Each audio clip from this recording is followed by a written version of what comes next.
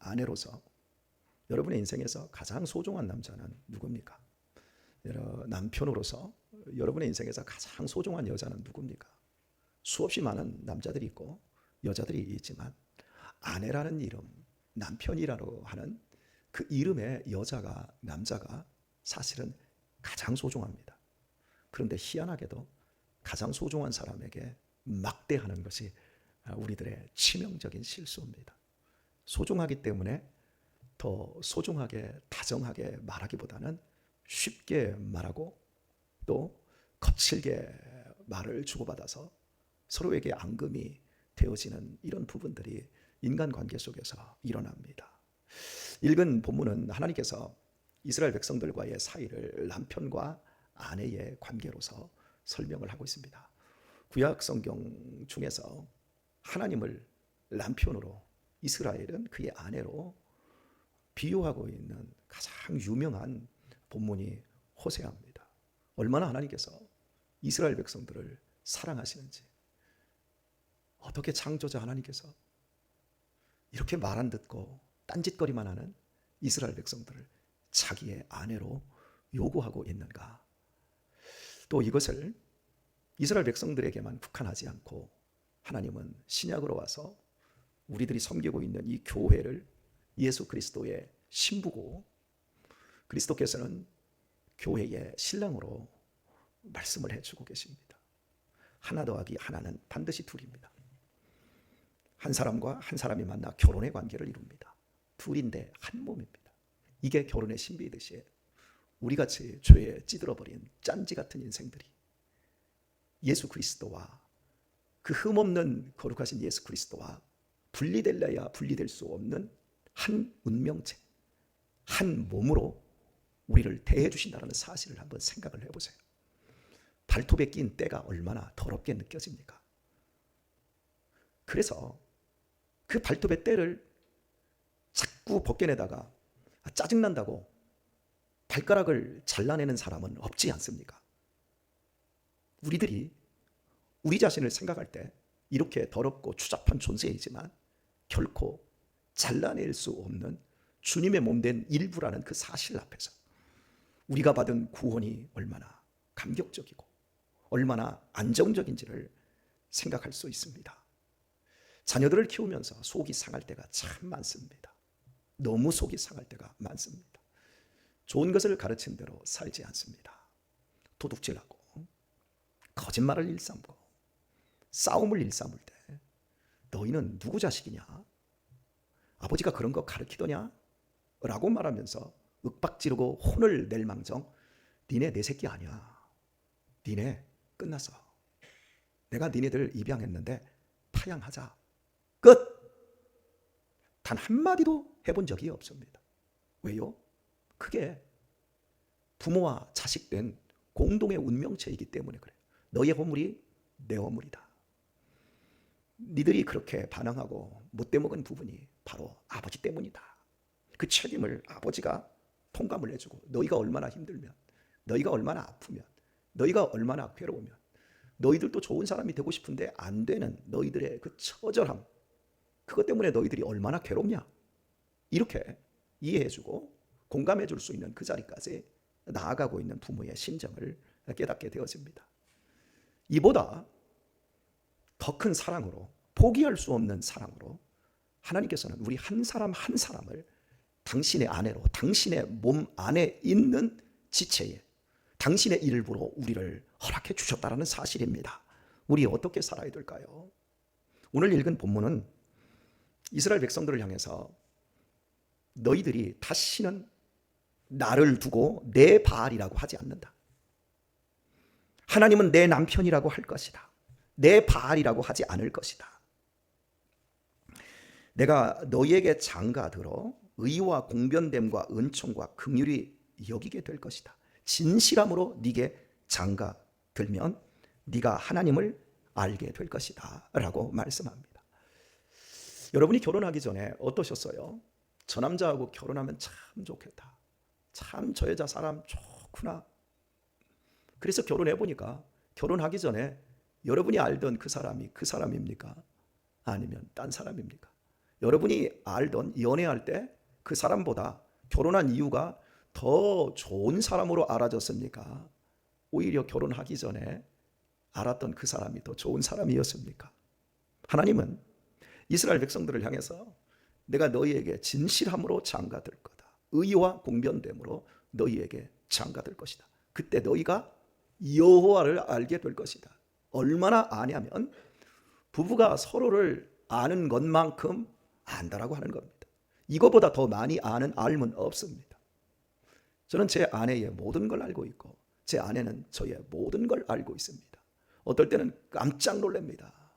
내 마음속에 있는 것도 어떻게 알고 있는지 무서울 정도로 이 알미라고 하는 것을 생각을 해보게 되었습니다.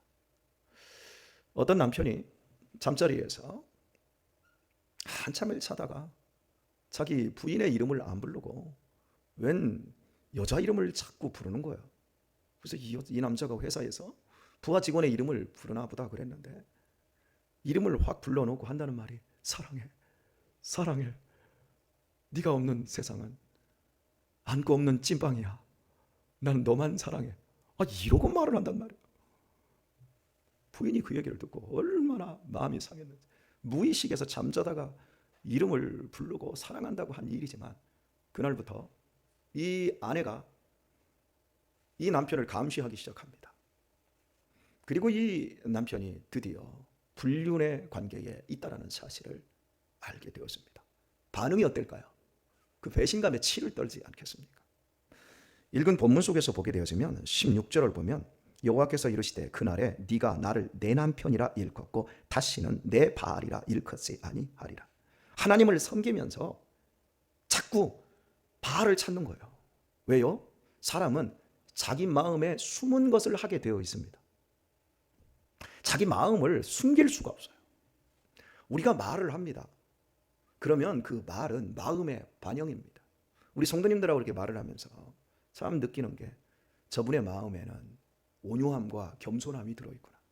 저분은 누구를 가르치려고만 들지 배우려고를 안 하는구나. 이런 게 느껴져요. 참 저분은 겸손해서 사람을 편안하게 해주려고 하는구나. 이런 것들이 그 말 속에서 그 사람의 마음이 느껴진다고요. 여러분도 또 그렇지 않나요? 말은 마음의 반영이에요. 이스라엘 백성들은 겉으로는 주여 주여 하는데 결정적인 순간에는 돈이요 돈이요 그러는 거예요. 믿음으로 살겠습니다. 하지만 직장이 더 중요하고 돈이 더 중요하죠. 그러니까 안식일 날에는 여호와요 여호와요 하지만 안식일보다 더 많은 6일간의 삶 속에서는 바알이요 내 바알이요. 자기의 욕망과 자기의 쾌락을 채워줄 수 있는 그 대상자가 세상이라는 거예요. 무의식 속에서 이게 나오는 거예요. 여러분의 의식 속에서 찬송이 더 가치가 있습니까? 트로트가 더 가치가 있습니까? 우리가 교회에서 트로트를 불러야 됩니까? 찬송을 불러야 됩니까? 의식 속에서는 우리는 단 한마디도 세상 노래를 입에 붙이지 않으려고 합니다. 그러나 내 마음의 본심을 한번 보세요. 탁 누르면 그냥 툭 하고 건들면 터질 것만 같은 그거 이게 나와요. 이게 지금 나쁘다고 여러분을 정죄하려고 하는 게 아니에요. 사람은 살아가면서 억압하면서 살아요. 종교적으로 우리 자신을 엄청나게 억압합니다. 우리 청년들이 교회에서 찬양하고 얼마나 멋있습니까? 그런데 저는 청년들을 안 믿습니다. 그들의 초자하는 하나님을 쫓아야 되고 하나님의 말씀 안에서 내 자신을 경건하게 해야 된다라고 하는 그것을 가지고 있지만 그들의 내면 세계는 이미 세상의 온갖 노래로 다 들어있어요. 그래서 이렇게 말하고 어떤 노래하고 뭐 이렇게 하다 보면 벌써 어깨가 축축축 하면서 막 랩이 입에서 막 나오는 애들이 있어요. 제가 정죄하는 게 아니에요. 우리가 일상에서 자연스럽게 배워드리는 거예요. 근데 그걸 부정하면 안 돼요. 그걸 억압시키고 그걸 부정시키려고 하다 보니까 우리 안에서 방어 기제가 되는데 그 방어 기제가 결국에는 내 자신을 이상한 사람으로 만들어버려요. 제가 우리 권사님들 함께 제주도에 갔을 때 우리 어떠셨어요? 차로 이동하면서 노래 한번 하세요. 그러니까 저는 노래하라고 했는데 찬양을 하는 게 아니라 그때부터 트로트가 계속 나오는 거예요. 3박 4일 동안 정죄하고 있다고 여러분이 말씀하지 않아서 막 시큰하게 해서 얼마나 신바람 나는지 막 하다가 나중에는 막 주여 주여 할렐루야 아멘 막 트로트를 하다가 막 은혜를 받아가지고 다들 아멘 하면 뭐 얼마나 재밌습니까? 하나님은 그걸 우리에게 뭐라고 하는 분이 아니에요.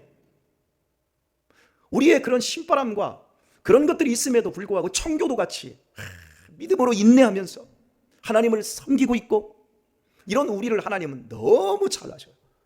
우리 천병희 권사님은 트로트 안 할 것 같지요? 잘 하십니다. 전혀 안 할 것 같죠? 우리 박정숙 권사님만 트로트 여사가 아니에요. 우리 경순이, 명자 뭐 다 잘하세요. 예? 권혁철 목사도 세상 노래 이 안에 너무나 많이 담고 있어요. 그럼에도 불구하고 우리는 결정적인 순간 내 바리어를 찾지 않습니다. 왜 그런 줄 아십니까? 하나님이 우리 안에서 여호와를, 예수 그리스도가 하나님이심을, 그분이 우리 안에서 나를 통치하고 나를 이끄심을 우리는 모두 경험하고 있기 때문에 그렇습니다. 결정적인 순간, 세상을 쫓는 사람이 있고 결정적인 순간 하나님을 선택하는 사람들이 있습니다. 그거 가지고 우리 자신들을 정죄하고 또 스스로가 자기 자신을 기만할 필요가 없어요. 하나님께서 우리를 당신의 자녀 삼으시고 당신의 신부로 불러주셨을 때 우리에게만 모든 책임을 떠넘기신 것이 아니라 친히 성령께서 우리 가운데 오셔서 우리의 내면 세계에서부터 바꿔가시고 우리를 당신의 신부로서 딱 맞는 사람으로 만들어 가시는 겁니다. 우리를 더 만들어 주실 것입니다. 우리 남편들을 향해서, 아내들을 향해서 여러분은 내 남편이 아프기를 원하는 사람은 단 한 사람도 없습니다. 내 아내가 병들기를 원하는 사람은 단 한 사람도 없습니다. 아멘을 안 하시니까 내 남편이 빨리 아프든지 내 아내가 빨리 죽어버리면 혼자 편하게 살면 좋겠다, 이런 생각을 하시는 겁니까? 자, 다시 한번 합시다. 내 아내가 아프기를 원하는 사람은 단 한 분도 없습니다. 그죠? 내 남편이 혹시 잘못되기를 원하는 우리 아내분 여기 한 분도 없지요? 근데 그 이유가 뭐예요? 내 남편의 행복을 위해서요? 아니면 내 행복을 위해서? 내 아내의 행복을 위해서요? 아니면 나의 행복을 위해서요? 물어봅시다. 박미호 권사님 누구 때문이에요? 우리 최진영 권사님은 누구 때문이에요? 괜찮습니다. 우리 속일 게 없어요. 실은 나 때문에 그런 거야. 이게 생각해 보세요. 남편 없이, 남편이 병들어서 내가 살림하고 내가 돈 벌고 한번 내고 해보세요. 보통 이게 고단한 일이겠어요? 내 아내 없이 내 집안일하고 빨래하고 정리하고 설거지하고 우리 남편들이 한번 하려고 해보세요. 우리 전종호 집사님 생각만 해도 끔찍하죠? 예, 저는요 제 옷도 잘 못 찾아요. 계절이 바뀌면 아내가 다 찾아줘야 돼요. 그리고 걸어놓으면 그것만 계속 입어요. 이것도 지금 계속 한 3주째 입고 있잖아요. 그것만 입어요. 뭐 있어도 못 찾아요. 양말도 어디 있는지 다 해가지고 서랍에다 넣는데 이상하게 문을 열면 제 눈에는 안 보여. 제 팬티, 제 속옷, 여보 어디 있어? 어이구 그것도 못 찾아. 우리 집만 그런가요? 제가 자꾸 이상해지는 것 같아요. 그래서 우리 아내 오래오래 살기를 원하고 있습니다. 오래오래 부려먹어야 되니까요. 자, 그런데요, 이게 이기적인 우리의 마음인데 하나님이 우리를 어떻게 사용하시냐면, 김영석 교수님 계시잖아요. 연세대 철학가 김영석 교수님 아직 안 돌아가셨잖아요. 그분이 한 107세 8세나 되나요? 어마어마하게 건강하게 오래도록 사시는데, 오래 사시려면 소식하랍니다. 그분이 하는 말이에요. 소식하랍니다. 누구 미워하지 말고 항상 기뻐하랍니다. 아셨지요? 여러분이 먹을 것 우리 집으로 다 가져오세요. 제가 많이 먹고 빨리 죽을 테니까. 그러면 빨리 목사, 좋은 목사 또 바꿀 수 있습니다. 소식하세요. 근데 그분이 자기의 인생에서 가장 행복한 때가 언제였는가 라고 물어보니까 자기의 인생에서 행복한 때가 두 때가 있었는데, 첫 번째는 은퇴를 65세에 했는데 은퇴하고 나서 제2의 인생이 시작될 때, 세상에서 교수로서 멋있게 한평생 살아내기 위해서 얼마나 치열하게 살았습니까? 그런데 그거 다 내려놓고 이제는 죽어야 될 때를 맞이하면서, 그 당시에는 여러분 거의 65세 은퇴하고 나서 몇 년이 다 죽었으니까, 그런데 안 죽더라는 거예요. 다 버리고 죽을 준비하니까 비우면서부터, 그때부터 자신의 인생에서 행복이 시작되더라는 거예요. 그리고 나서 두 번째 행복이 언제 시작됐냐 그랬더니 자기 부인이 67세에 암에 걸려서 무려 20년 동안 투병을 할 때, 그때 너무너무 고생을 했다는 거예요, 본인이. 하지만 그 고생한 것이 내 인생에서 가장 행복한 때의 두 때 중에 하나였다라고 말을 하더라고. 여러분, 암 환자를 둔 가정은요, 보통 심각한 게 아닙니다. 특히 위암으로 먹지 못하는 이러한 가족이 있을 때 바삭바삭 말라갑니다. 근데 내가 옆에서 음식을 먹어요? 힘들어요. 20년 동안 이 암과의 사투를 벌일 때 이 김영석 교수님이 그때가 가장 행복한 때였다라고 말을 합니다. 왜요? 사랑하기 때문에.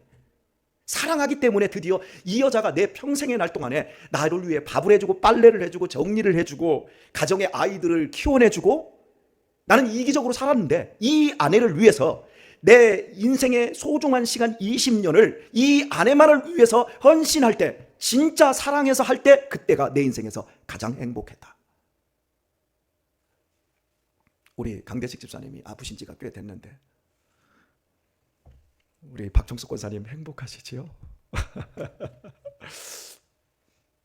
집에 가서 때리지 마세요. 예. 여러분, 오늘 우리들이 갖고 있는 생각이 바로 이런 겁니다. 하나님이 없으면 큰일 날 것 같아요. 하나님 안 계시면 정말 나는 못 살 것 같아요. 그 이유가 뭐냔 말이에요.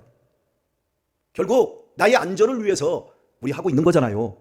근데 하나님은 그것을 네가 지금 바알을 섬기기 위한 것이지 나를 섬기기 위한 것이 아니다라고 말하고 있는 거예요. 더 이상 그렇게 살지 말고 마음을 다하고 뜻을 다하고 힘을 다하고 성품을 다해서 나 좀 사랑해다오. 그것이 너희 인생에서 가장 행복한 때라는 거예요. 그렇게 만들어 주겠다는 거예요, 우리를. 내가 헌신해놓고 내가 하나님 사랑한다라고 하는 명목으로 교회에서 충성해놓고 봉사해놓고 나중에 나도 이 교회에 지분이 있거든요, 나도 할 만큼 했거든요. 그건 사랑해서 한 게 아니라 실은 나를 사랑해서 한 일이지 하나님과는 상관이 없다라는 얘기예요. 우리 남은 시간 정말 하나님 한번 사랑해 보도록 하십시다. 우리 남은 시간 우리 남편이 약해질 거고 우리 아내도 약해지고 병드는 날이 올 겁니다. 그때 오늘 설교를 우리 기억하십시다.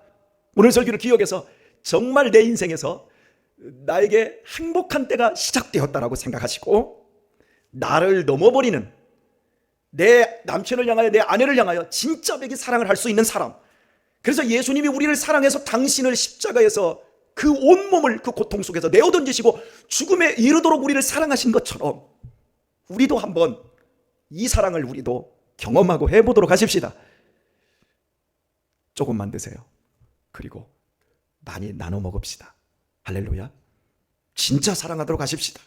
이제는 다른 것은 많이 실패했어도 이 사랑의 실패만큼은 없는 우리 귀한 성도님들 다 되시기를 우리 주 예수님의 이름으로 축원합니다.